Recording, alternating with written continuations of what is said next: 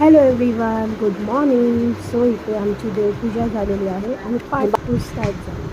So इथे आम्ही एकत्र निघालो घरातून आणि स्वप्नीलला ऑलरेडी माहिती होतं की गाडी पाठीच लावली आहे बॅक साईडला.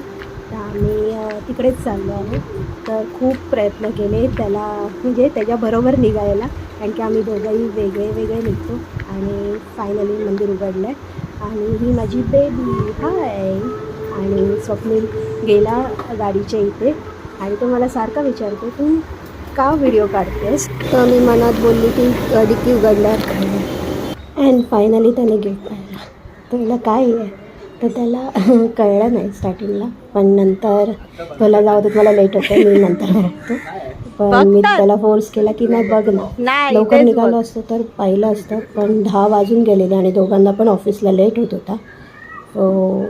त्याने ओपन केलं गिफ्ट. थोडंसं ओपन केलं, त्याला कळत नव्हतं, पण विजय सेल्सने प्रॉपर त्यांच्याच कंपनीचं ब्रँडिंग करून दिलेलं, तर थोडंसं त्याला डाऊट आला. तर त्याने ओपन केलं आणि पाहिलं. आणि प्रत्येक नवऱ्याचं असं असतं की अरे कशाला एवढं महागातलं गिफ्ट घेतलं.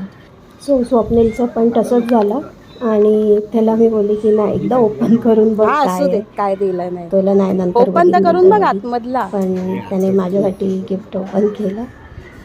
पण त्याला असं झालेलं की अरे तू मला गिफ्ट दिलंस, मी तुला काहीच नाही दिलं. तर त्याला थोडंसं असं वाईट वाटत होतं. आणि येस, फायनली त्याने इव्हनिंगला येऊन गिफ्ट पाहिलं आणि तसं ओपनिंग केलं गिफ्टचं.